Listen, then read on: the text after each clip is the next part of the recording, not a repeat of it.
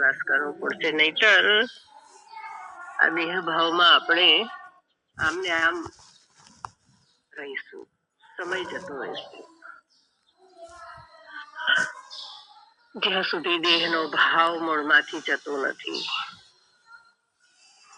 અને સતત ભોગવમાં આ જીવાત્માને મજા આવે છે, એટલે એમાં રચ્યો પચ્યો રહે છે. જ્યાં સુધી નિર્વિકલ્પ સમાધિ થતી નથી ત્યાં સુધી પોતાનું દર્શન થતું નથી. કેમ કે જીવાત્મા એ જૂના સંસ્કારો જે પકડ્યા છે અને એના આધારે ચાલી રહ્યો છે, તેથી અનેક વાર એ જન્મ મરણના ચક્કરમાં ફસાતો જાય છે. બહુ સરસ વાત કરી કે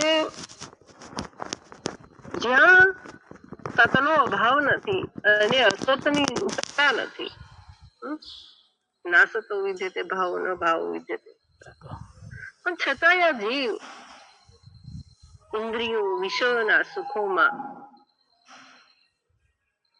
મને આ જ સુખ આપે છે, એને બદલે એ જો એમ કે આ વિષયો મને દુઃખ આપવા વાળા છે, એમ જો થાય તો કઈક એની વાત બને.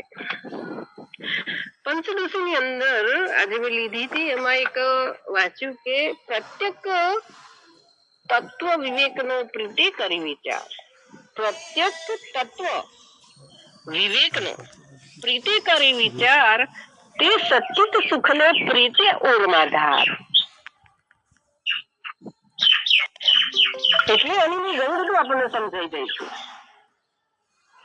કે હર પળ પોતાની શાંતિની શોધમાં છે, પણ પૂરું જીવન મારા તારાની અંદર ઇન્દ્રિયોના સુખની પાછળ થપાવી નાખે છે, તોય ખબર હોવા છતાં તોય તો એટલે એને સત્ય સુખની પ્રાપ્તિ થતી નથી, અને કેવી રીતે પ્રાપ્ત કરવું એ સમજ્યા વગર ભટકતો રહે છે. બાપ તો અહીં પહેલા જ લીટીમાં જણાવ્યું કે પ્રત્યેક તત્વ વિવેકનો અર્થ શું? પ્રત્યેક તત્વનો વિવેક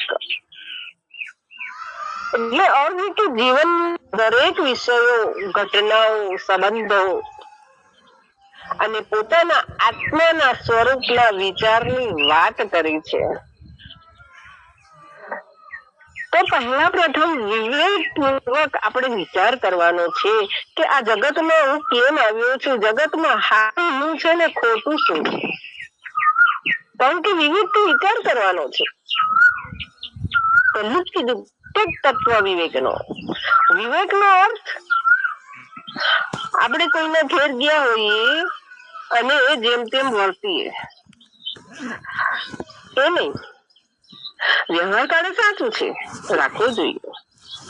કોઈક વડીલ હોય એનો આપણે આદર ભાવ કરવો, કોઈ બહેન જેવી દેખાતી સ્ત્રી છે બહેન જેવી દેખાતી અને બહેન કેવી, કોઈને ત્યાં જમવા ગયા હોય તો આપણને ખબર છે કે થાળીમાં આવે એટલું બધું ઝાપટી જવું, ફરી આવવા જ દો. વિવેક નથી હોતો આ બધો. તો આ બધો આંતરિક મનનો વ્યવહારકારી વિવેક રાખવો જરૂરી છે જ, પણ અહીં તત્વની વાત આવી છે, પોતાની ઓળખ માટેની વાત છે. તો અહીં વિવેક એ કરવાનો છે કે જળ ચેતન, સત્ય અસત્ય, નિત્ય અનિત્ય, આત્મા અને શરીર એટલે કે દેહ, આ વચ્ચેનો જે ભેદ છે એ સમજવાની શક્તિની વાત છે. ભેદ એટલે બીજો દેખાવો. પરમ દિવસે સત્સંગના ગુરુદેવે લીધું તું, એક સરસ વાત કરી હતી કે 2 મુઠ્ઠીમાં બદામ લઈને બેઠા હોય દાદા, અને પ્રસાદ આપવાનો છે. હવે છોકરાઓને બૂમ પાડી દોડતા આવે અને એમાં પોતાનું બાળક પણ આવ્યું. હવે જે મુઠ્ઠીમાં વધારે હતી એ મુઠ્ઠી પોતાના બાળક તરફ જાય છે અને બીજી મુઠ્ઠી છે એ પાડોશીના છોકરાને વેચવામાં જાય છે. જો અહીં જીવાતમાં એ ભેદ કર્યો, મારો છે અને આ પેલો પાડોશીનો છે. તો ભેદની વાત છે અહીંયા, આવા ભેદ. એવી જ રીતે જે આગળ જણાવ્યું પ્રમાણે જળ ચેતન સત્ય અસત્ય વગેરેનો જે કઈ ભેદ છે સમજવાની એ સમજણ છે. જ્યારે કોઈ પણ પરિસ્થિતિ આવે ત્યારે આપણે ઘણા બધા ભાવુક થઈ જતા હોય છે. તો ભાવુકતામાં આવીને આંધળી દોટ મૂકીને એને અનુસરીને આપણે જે કાર્ય કરીએ છીએ એ ન કરવું જોઈએ, પણ વિવેકથી વિચારવું જોઈએ. તો કેવી રીતે? તો જોઈએ કે હું જે નિર્ણય કરી રહ્યો છું આધ્યાત્મિક તરફ વળવા, તો આ આગળ મારે જવાશે કે પછી મને આ પાછળ લઈ જશે? કોઈ પણ વાત હોય એની અંદર આપણે પૂર્ણ વિવેક કરવાનો છે. નિર્ણયની વાત છે. તો આવો જે વિચાર વિવેક આવે છે એ આપણને દિશા આપે છે. તો આ તો તત્વ અને વિવેકની વાત હતી, વિવેકની વાત આવી હતી. હવે છે પ્રીતે કરી વિચાર. પ્રત્યક્ષ તત્વ વિવેકનો પ્રીતે કરી વિચાર એટલે કે પ્રીતિપૂર્વક વિચાર કરવાનો છે. એમાં માત્ર બુદ્ધિથી જ નહીં પણ પ્રીતે કરી હેતે કરીને વિચાર કરવાનો છે. પ્રીત પ્રિયતમ સે कर बंदा, प्रीत प्रियतम से कर बंदा, नहीं तो हो जाएगा बेफकीरा. માટે બુદ્ધિથી નહીં પણ પ્રીતે કરીને હેતે કરીને વિચાર કરવાનો છે. પ્રેમ થકી વાત ઘણી વખત આપણે કરી છે. પ્રેમ સે પ્રગટ હોઈને જાણા. પ્રેમે કરીને તો બધું જ અંદરનો આત્મા જેમ જેમ પોતાની બુદ્ધિ ખીલતી જાય છે. તો પ્રેમ સાથેનો વિચાર આપણા હૃદયની અંદર પરિવર્તન લાવતો હોય છે. આપણા સદગુરુ હોય, ભગવાન હોય, જેનામાં પ્રીતિ હોય એ સાથેનો નિસ્વાર્થ પ્રેમ હોય ત્યારે આ તત્વ વિચાર જે છે એ જીવંત બને છે. એટલે કે ઉજાગર થાય છે, ફલીભૂત થાય છે, અંદરથી ખીલે છે. તો આપણને કોઈ પણ મનગમતી ઘણી વાર વ્યક્તિ હોય તો એને આપણે ખૂબ ધ્યાનપૂર્વક આપણે એને સાંભળીએ છીએ. તો કેમ?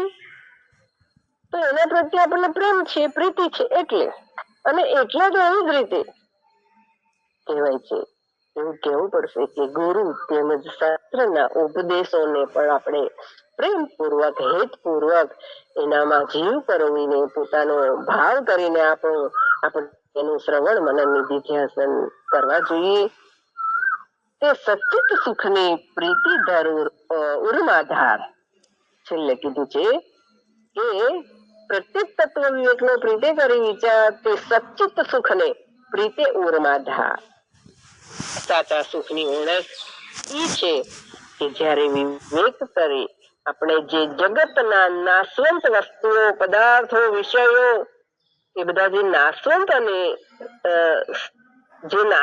અને શાશ્વત એટલે એ જે કાયમ રહેવા વાળું પરમ ચૈતન્ય જે છે, નાશવંત નહીં પણ જે શાશ્વત છે એ કાયમ રહેવા વાળું છે પરમ ચૈતન્ય. આ બંનેનો જો ભેદ આપણે સમજી જઈએ નાશવંત અને શાશ્વત, આ બંનેનો આપણે જયારે ભેદ સમજીએ છીએ ત્યારે આપણા હૃદયમાં નિત્ય સદંતર આનંદ પ્રાપ્ત થાય છે.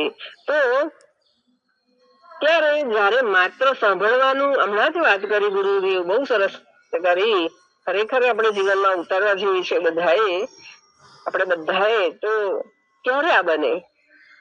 તો ફક્ત સાંભળવું કે સમજવું પૂરતું નથી, પણ જે સત્ય સમજાયું છે આપણને એને આપણા જીવનમાં, આપણા હૃદયમાં ઉતારશું. રોજ આત્મચિંતન થાય, ગુરુદેવના વચનોનો અમલ થાય, મનન થાય, ત્યારે તત્વ વિચાર આપણા હૃદયમાં સ્થિર થાય. અને સ્થિર થાય એટલે શાંતિ અને આનંદની અનુભૂતિ થાય. દુનિયાની અંદર ઘણી વસ્તુઓ મનને ગમતી હોય છે, પણ દરેક ગમતી વસ્તુ કલ્યાણકારી હોય એવું જરૂરી નથી. પણ વિવેક અને વિચાર આપણને સાચું શું છે, ખોટું શું છે એ આપણને શીખવી જાય છે. તેથી વિવેક અને પ્રીતિ, પ્રેમ બંનેની એ પાંખોથી જીવ આત્મ કલ્યાણના માર્ગમાં આગળ વધે છે. તો ખરેખર આજે ગુરુદેવે આપણને આજ સમજાવ્યું અને આ પંચદશીમાંથી એક આજે શ્લોક લીધો હતો એના ઉપરથી થોડું વિવરણ થયું. તો આજે સત્સંગમાં પણ એ જ આવ્યું. બહુ સરસ આનંદ આવ્યો. આટલું કહી મારી વાણીને વિરામ કરું છું. સદગુરુ દેવ જય.